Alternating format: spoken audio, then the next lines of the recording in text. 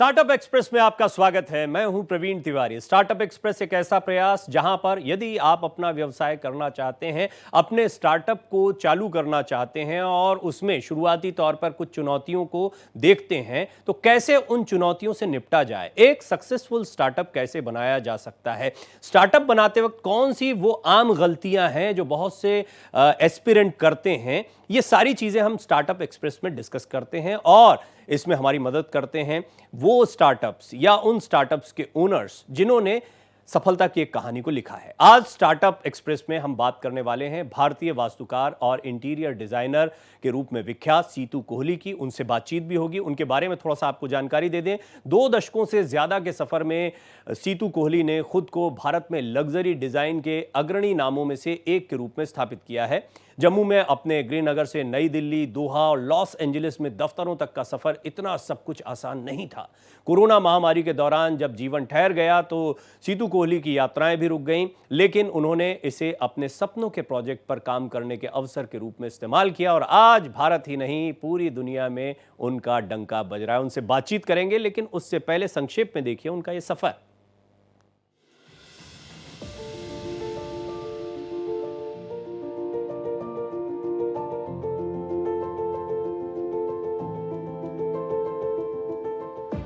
भारतीय वास्तुकार और इंटीरियर डिजाइनर के रूप में विख्यात सीतू कोहली किसी पहचान की मोहताज नहीं है। Furniture company Situ Kohli home की संस्थापक और सीईओ सीतू कोहली का जन्म जम्मू में हुआ और गुरुग्राम में Sushant school of art and architecture से आर्किटेक्ट के रूप में स्नातक किया। इंटीरियर डिजाइनर, एस्थेटिस्ट, उद्यमी सीतू कोहली अपने सभी कामों को सहजता से निभाती हैं।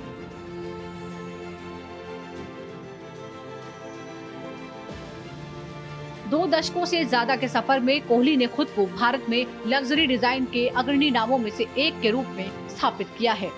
डिजाइनर और आर्किटेक्ट होने से सीतू कोहली होम की स्थापना तक, जिसने दुनिया के सबसे ज्यादा पसंद किए जाने वाले इंटीरियर ब्रांड को भारत में लाया, उनके करियर में मील का पत्थर साबित हो रहे हैं। कोहली के लिए 1997 में शुरू हुआ ये सफर उनके ग्रेजुएशन के बाद काफी महत्वपूर्ण रहा।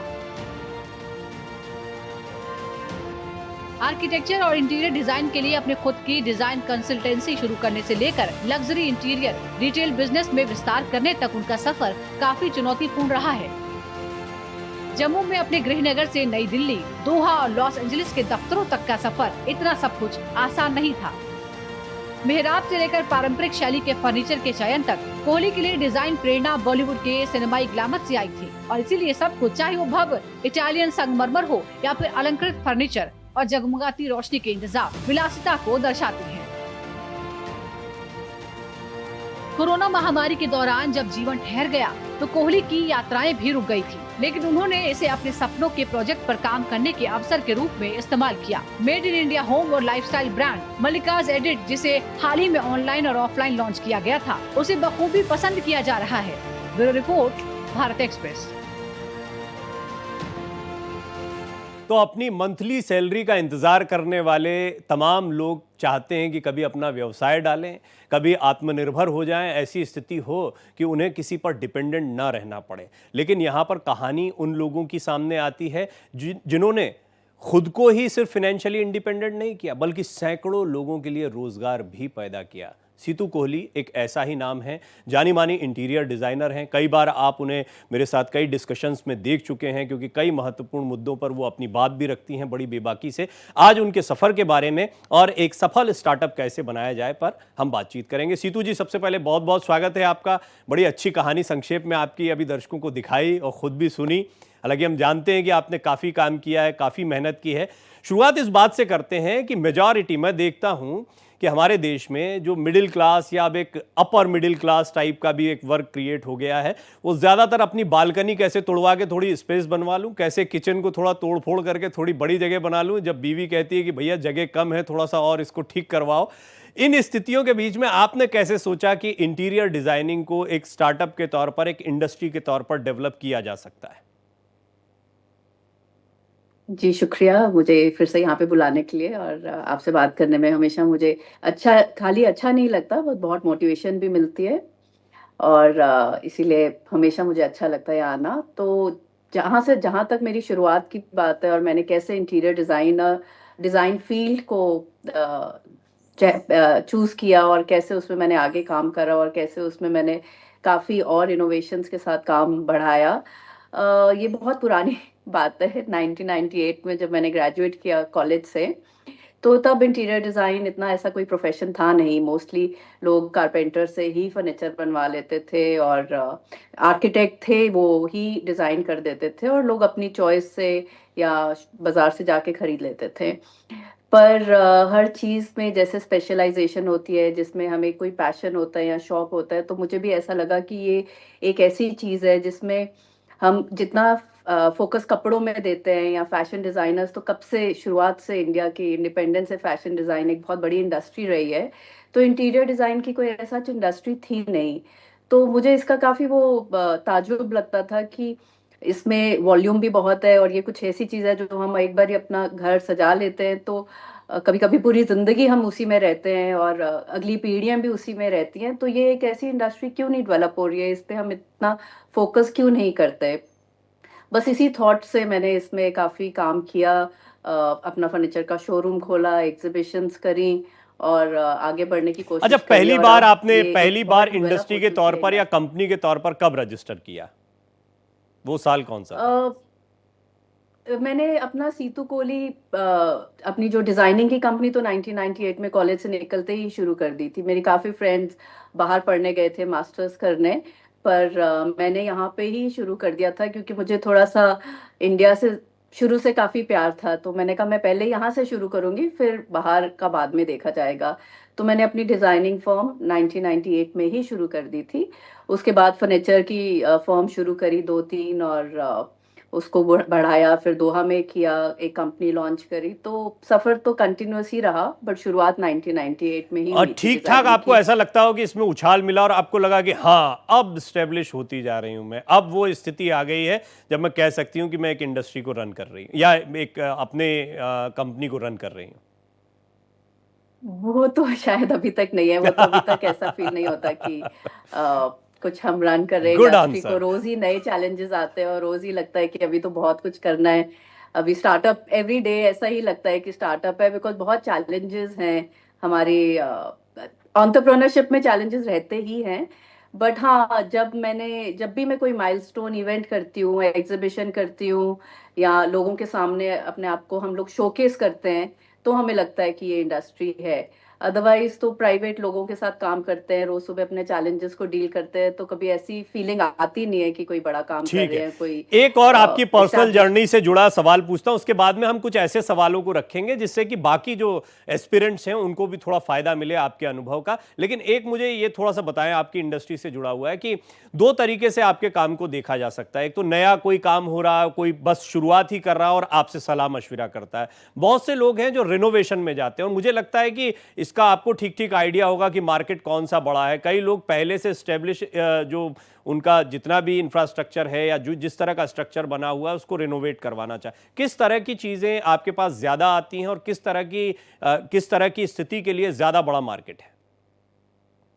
ये आपका बहुत ही अच्छा सवाल है और ये सवाल जो है ये हमारी देश की तरक्की के साथ, हमारी देश की ग्रोथ के साथ जुड़ा हुआ है। क्योंकि जब मैंने शुरुआत में काम किया था 1998 या 2000 में, तो काफी रेनोवेशन के काम होते थे। किसी की शादी हो रही होती थी तो उनका एक कमरा सजाने के लिए बोला जाता था, बच्चे हो रहे थे होते हैं तो एक कमरा एक्स्ट्रा डाल के या एक कमरे को रीडू किया जाता था। पहले इनिशियल इयर्स में यही था। बट अब मुझे लगता है कि मिडिल क्लास और अपर क्लास भी और एस्पिरेशनल क्लास, मतलब जो भी जैसे भी लोग हैं, वो एक ग्रोथ में बहुत बिलीव कर रहे हैं। तो वो एक एक छोटे घर से बड़े घर में या छोटे अपार्टमेंट से बड़े अपार्टमेंट से बड़े घर में बहुत ज्यादा जल्दी मूव कर रहे हैं। अब ऐसा नहीं है कि इसी घर को चलो एक कमरा ऐड कर दो या रेनोवेशन कर दो। तो अब वही क्लाइंट्स हैं जिनके मैं 3 घर कर चुकी हूँ, 4 घर कर चुकी हूँ, और हर घर पुराने घर से ज्यादा बड़ा होता है। तो मुझे लगता है कि ये पिछले 10-15 साल में जो हमारी एक्सेलरेटेड ग्रोथ है हमारे देश की, उससे हर प्रोफेशन को तो फायदा होता ही है, पर हमारे प्रोफेशन को, कंस्ट्रक्शन इंडस्ट्री को भी बहुत इससे फोकस मिला है और अटेंशन मिली है और फायदा भी हुआ है। तो अब मुझे नहीं लगता रेनोवेशन वाले इतने प्रोजेक्ट्स हैं जितने कि नए घरों की लोगों को ज़्यादा शौक है, ज़्यादा अच्छी स्पेसेस की, बड़े स्पेसेस की, बेटर कॉलोनीज की, बेटर लोकेशन की। तो अब रेनोवेशन वाला काम इतना इतना ज़्यादा नहीं है, शुरू में था। ठीक। अब मुझे ये डिस्पोजेबल बताइए कि इनकम एक ज़्यादा एक है। तो ये होता है कि आप आज अपने लिए ही नहीं बल्कि कई अन्य लोगों के लिए भी बहुत उम्मीद की किरण लेकर आई। कितने एम्प्लॉयज हैं अभी आपके पास इस समय पर?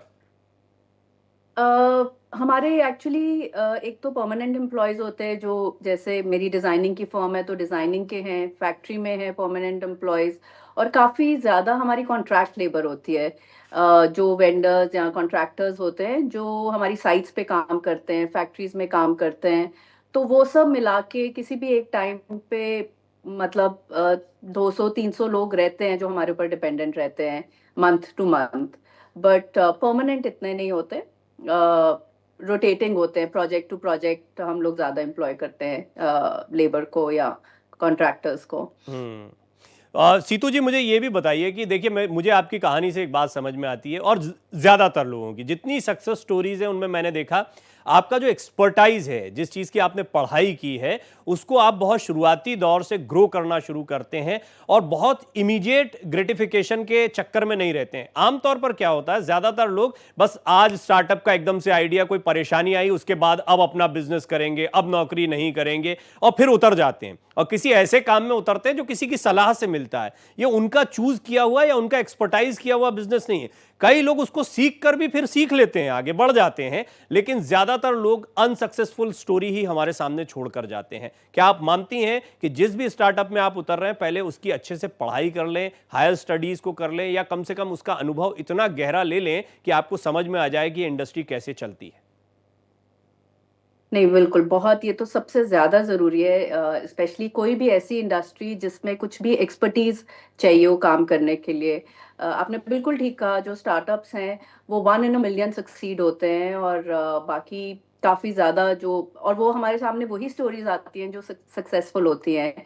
जो सक्सेसफुल नहीं होती इतनी, उनके बारे में ना हम सुनते हैं ना हमें पता चलता है, बट उसमें बहुत ज़्यादा स्ट्रेस भी है, डिजेक्शन भी है, और उस वो इतना अच्छा कोई आइडिया मुझे नहीं लगता कि बस उठ के चलो आज एक आइडिया, आज कुछ तूफानी करते हैं। मुझे नहीं लगता ये बहुत एक अच्छा आइडिया है, बिकॉज कहीं ना कहीं जिंदगी फिर आपको प्रॉपरली अपने तरीके से चीजें सिखाती है। बट जबकि हमारी इंडस्ट्री जिसमें एक्सपर्टीज चाहिए, या कोई भी और इंडस्ट्री हो जिसमें भी एक्सपर्टीज चाहिए, हॉस्पिटैलिटी हो, मेडिकल हो, रेस्टोरेंट हो।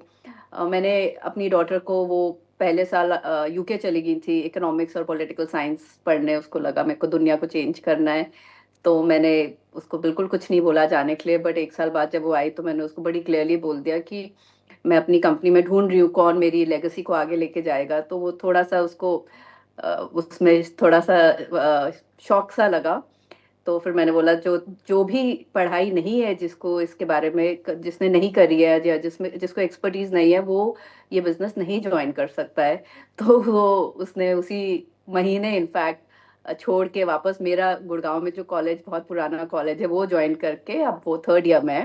What a fantastic example! आपने मेरे सवाल का इतना बढ़िया जवाब दिया आपके निजी जीवन के अनुभव से कि कैसे आपको एक्सपर्टाइज के लिए जाना है। तो इनकी खुद की बेटी चाहे तो आकर वो ज्वाइन कर सकती थी, कंपनी की ओनर की बेटी हैं, लेकिन उनको सीखना पड़ेगा इस बिजनेस को। और इसी तरह से आप कोई भी, और डेफिनेटली आप कुछ ना कुछ ऐसा बिजनेस कर रहे होंगे जिसके बारे में आपको थोड़ी जानकारी होगी, लेकिन कई बार मैं देखता हूं, मेरा निजी अनुभव है, कई स्टार्टअप से मेरी बात हुई, उन्हें कोई आइडिया कहीं से दिखता है, सुनाई पड़ता है, कोई कहता है, कोई दोस्त करना चाहता है और आप उसमें उतर जाते हैं। आपकी एक्सपर्टाइज नहीं है, आज नहीं तो कल आप उस बिजनेस से बाहर होंगे ही। ऐसी कई कहानियां हमारे सामने। मैंने दो किस्म के लोगों को देखा है स्टार्टअप में जाते हुए। एक वो लोग जो परिस्थिति जन्य, जिनको अचानक से महसूस होने लगता है नौकरी करते करते कि अब हमें अपना कोई व्यवसाय करना चाहिए। इसमें बुरी बात नहीं है, बहुत लोगों को ऐसा एहसास होता है, शुरुआती समझ नहीं होती है व्यवसाय की, बाद में उन्हें रियलाइज होता है लंबे समय नौकरी करने के बाद, लेकिन उसके बाद मेहनत बहुत ज्यादा लगती है। कई लोग हैं, कई यंगस्टर्स को मैंने देखा जिन्होंने अपने बिल्कुल बिल्कुल एजुकेशन के साथ ही शुरुआती दौर में ही अपने काम की शुरुआत कर दी और उनको सक्सेस मिलती है। ऐसा नहीं कि उनको संघर्ष नहीं करना पड़ता, शुरुआती दौर में बड़ा संघर्ष होता है, लेकिन निश्चित तौर पर बाद में वो अपने व्यवसाय को ज़्यादा मजबूती से खड़ा करने में कामयाब होते हैं। दोनों किस्म की कहानियाँ मिलती हैं। सीतू जी की कहानी ऐसी है कि उन्होंने पढ़ाई के बाद ये बहुत क्लैरिटी थी कि उनको इसी काम को आगे बढ़ाना है। मेरे साथ वो लगातार मौजूद हैं। सीतू जी, अब क्विक कुछ सवाल जो कि दर्शकों के काम आए।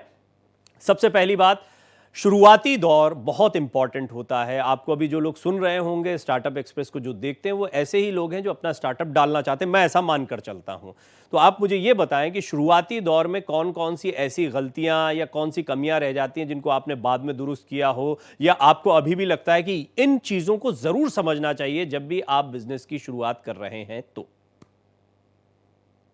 जी, मैंने बहुत गलतियाँ की हैं, सब करते हैं। और जो एक सबसे बड़ी जो मेरी गलती रही है कि वो आपके पिछले सवाल से भी जुड़ी हुई है कि जब तक आप चीज़ को पूरी तरह से समझ ना लें, सीख ना लें, उसमें स्पीड एकदम से स्पीड गियर को पुश करके, पेडल को पुश करके एकदम से उसको फास्ट स्पीड में ले जाना बहुत बहुत ही नुकसानदायक हो सकता है, जो मुझे भी हुआ।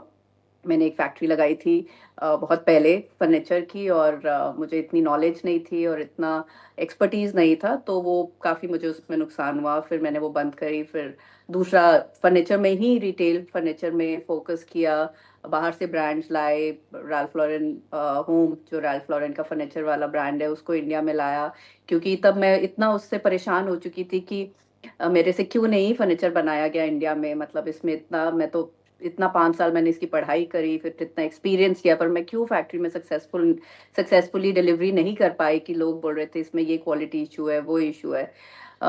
ये 10-12 साल पहले की बात है। फिर मैंने ब्रांड्स को लाया और उनको बेचना शुरू किया, उनसे सीखा, और वहाँ पे जिसके भी घर में जाते थे तो एक क्वालिटी एश्योर्ड थी, और क्लाइंट काफी खुश होते थे कि वाह, ये तो बहुत बढ़िया चीज है, सेकेंड चीज, इसकी आपका जो फिनिशिंग कितनी। प्रोडक्ट है या आपका जो काम करने का तरीका है, वो माउथ पब्लिसिटी, अगर आप बहुत बड़े लेवल पर प्रचार के साथ नहीं शुरू कर रहे हैं तो आपका काम ही जो है वो लोगों को आकर्षित करता है और ज्यादा काम दिलवाता है आपको। दूसरी महत्वपूर्ण बात आती है शुरुआती दौर में फंडिंग की। ज्यादातर स्टार्टअप्स की चिंता होती है, हम कुछ करना चाहते हैं लेकिन हमारे पास पैसा नहीं है। ये चुनौती कितनी बड़ी चुनौती होती है, या आपको लगता है अगर आपके पास आइडिया है तो मार्केट से आपको पैसा मिल जाता है? नहीं, पैसा मिलना बहुत ही मुश्किल काम है, और पैसा आसानी से नहीं मिलता है। हो सकता है कुछ 7-5-6 साल पहले एकदम से फंडिंग आई थी, उसके बाद काफी लोगों ने अपने हाथ खींच लिए, क्योंकि लोगों ने रियलाइज किया कि फंडिंग देने से ही बिजनेस सक्सेसफुल नहीं हो सकता है, या आइडिया से ही बिजनेस सक्सेसफुल नहीं हो सकता है। उसमें बहुत सारी और चीजें चाहिए होती हैं। बट उससे भी ज्यादा, फंडिंग से भी ज्यादा मुश्किल काम है फंडिंग लेके किसी भी बिजनेस को प्रॉफिटेबल बनाना। वॉल्यूम सेल करना भी आसान, इतना मुश्किल काम नहीं है, बट प्रॉफिटेबल बिजनेस करना बहुत ही मुश्किल काम है। और वो भी स्पेशली एक स्टार्टअप के लिए, क्योंकि आपको फंडिंग तो मिल रही है, बट आपको इजी फंडिंग भी मिल रही है, तो आपको ये चैलेंजेस इतने नहीं होते कि आपको प्रॉफिट से एक्सपैंड करना है। तो जब वेरी तक ट्रू, वो प्रेशर। Very true. बहुत अच्छा जवाब लगा मुझे आपका ये, क्योंकि आमतौर पर आप अगर सिर्फ इन्वेस्टमेंट आकर्षित करने के उद्देश्य से आगे बढ़ रहे हैं तो निश्चित तौर पर यह समझ लीजिए आपकी दौड़ बहुत छोटी है, बहुत जल्दी फिनिश लाइन आपकी आ जाएगी। आप एग्जिट करने के बारे में जल्दबाजी करेंगे, आप उस एक्सपेंशन के बारे में नहीं सोचेंगे जो लेगेसी में कन्वर्ट हो, और जैसे अपनी बेटी को आप वो लेगेसी सौंपना चाहती हैं सीतू जी, ऐसा काम करने के लिए तो बहुत जरूरी है कि आप शुरुआती संघर्ष में। मैं इस पर और बात कर सकता था, लेकिन मैं चाहता हूं समय रहते और फटाफट कुछ सवाल आपसे पूछ लूं। टीम, मैं इसको बहुत इंपॉर्टेंट मानता हूं स्टार्टअप के लिए, क्योंकि शुरुआती दौर में लोग नहीं मिलते हैं। ज्यादातर प्रोफेशनल्स जो होते हैं वो होते हैं जिन्हें आप मंथली पैसा दें तो वो आपके लिए काम करेंगे, लेकिन शुरुआती दौर में आपके पास लोगों को सैलरी देने का पैसा नहीं होता है। लिहाजा आसपास के लोग, दोस्त हों, घर परिवार के लोग हों जो अलग अलग विधाओं के विशेषज्ञ हों, तो एक स्टार्टअप को फायदा मिलता है। क्या आपकी कहानी में ऐसा कुछ था, और इसको कितना इंपॉर्टेंट मानती हैं शुरुआती टीम को? नहीं, बिल्कुल था, और मुझे ये कहने में बिल्कुल भी कोई संकोच नहीं है कि शुरुआत में, शुरू के दिनों में हम एक फैमिली कॉटेज इंडस्ट्री की तरह भी काफी बारी हमने काम किया है। बीच में कुछ कैंडल्स बनाने का भी शौक चढ़ा इंटीरियर्स के साथ ही, और वो पूरी फैमिली मिलके कैंडल्स बनाती थी, बिकॉज जब हम फर्नीचर बनाते थे तो वो एक उसको पूरा करने के लिए स्टाइलिंग का एक नया कॉन्सेप्ट मैंने अपने डिजाइनिंग में इंट्रोड्यूस किया। स्टाइलिंग का मतलब थ्रोज, कुशंस, कैंडल्स, एक्सेसरीज। तो इस टाइम पे इंडिया में इतनी कैंडल्स अच्छी नहीं मिलती थी फ्रेग्रेंस वाली, तो जो भी चीज यहाँ पे नहीं थी इतनी, तो मेरे को लगता था खुद बनाने की कोशिश करते हैं। तो फैमिली हमेशा, पूरी फैमिली बैठ के हेल्प करती थी पैकेजिंग में, बनाने में, और बहुत सपोर्ट मिला और बहुत सपोर्ट की ज़रूरत है। और उसमें कोई शर्म की बात नहीं है, क्योंकि वो जो चीज़ है उससे आप रियलाइज करते हैं कि जो चीज़ आप कर रहे हैं उसकी वैल्यू क्या है। जैसे मैंने बोला, ये पैसे की बात है ही नहीं है। ये पैसे को अच्छी जगह यूज करने और उसको एक सक्सेसफुल बिजनेस बनाने का मतलब है कि प्रॉफिट आए चीज में, और प्रॉफिट ठीक बिजनेस में वापस जाके आप बिजनेस को एक्सपैंड करें। बैंक लोन्स, इन्वेस्टर्स मनी को लेके यूज करके, वो जैसे आपने बोला बहुत शॉर्ट शॉर्ट टर्म आपकी रेस रहती है। तो आपको मेरे को लगता है कि कोई भी चीज तेज करने के लिए उसको बहुत धीरे धीरे करना पड़ता है। बहुत बहुत ये बढ़िया बात ये आप मेरा बोल रही मंत्र हैं। है। यानी संघर्ष आपको निखारता है। अगर चुनौतियां आ रही हैं तो आप चुनौतियों से अगर बचते रहे तो उसको क्रॉस नहीं कर पाएंगे। आपको उसको क्रॉस करना ही पड़ेगा। उसको कैसे करना है और कैसे एडजस्ट करना है उन परिस्थितियों में, यही तो सीखना है और यही तो आपको एक व्यवसाय या एक जर्नी सिखाती है। सीतू जी, एक और इम्पॉर्टेंट बात होती है कि गवर्नमेंट जो है वो स्टार्टअप्स को लेकर, एमएसएमईज को लेकर काफ़ी प्रॉम्प्ट दिखाई देती है। वर्तमान दौर में कई योजनाएं हैं। सरकारी योजनाओं का कितना आपकी कंपनी को देखकर अब आप इस्टेब्लिश हो चुकी हैं, मैं जानता हूं कि आप उतना स्टार्टअप के जो फायदे होते हैं उन पर उतना विचार नहीं करती होंगी। आपका विजन भी समझ में आ गया आखिरी सवाल के जवाब से। लेकिन गवर्नमेंट की कितनी मदद मिलती है और कितना इसके प्रति सतर्क रहना चाहिए और कितना विश्वास रखना चाहिए स्टार्टअप्स को जो अभी आना चाहते हैं बिजनेस में? नहीं, ये भी आपका बहुत इंपॉर्टेंट क्वेश्चन है, और इसका आंसर मैंने कुछ रिसेंटली ही सीखा है।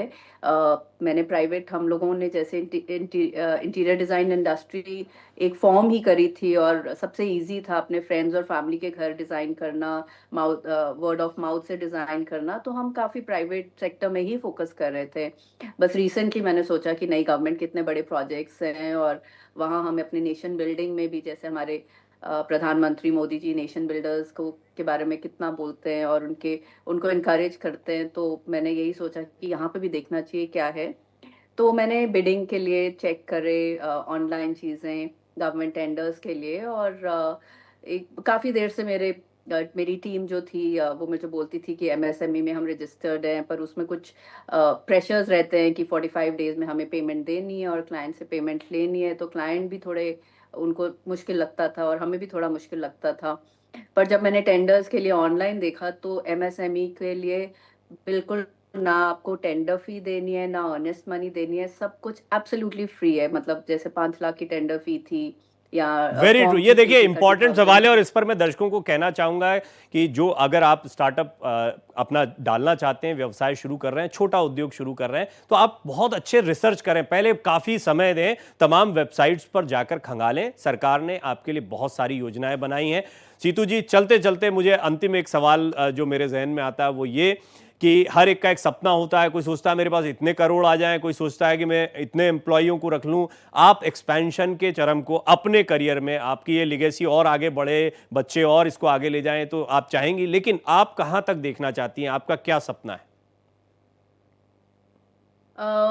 मेरा एक सपना है, और मैं बहुत दिल से आपको बताना चाहती हूँ कि मैंने एक ऐड देखी है एक कंपनी की, और जिंदल स्टील की, जिसमें उनकी ऐड है जिसे कहते हैं स्टील ऑफ इंडिया, और वो बहुत बढ़िया ऐड उन्होंने बनाई है। तो कभी कभी छोटी छोटी चीज़ों से आपको इंस्पिरेशन मिलती है। Yes yes. तो मेरे को कोई एम्प्लॉयज़ का नहीं है और ना मुझे कोई पैसे का है, पर मुझे है कि मैं एक डिफरेंस क्रिएट करूं, और I should create a difference in my industry. तो मैं अपनी कंपनी को देखना चाहती हूँ लाइफस्टाइल ऑफ इंडिया।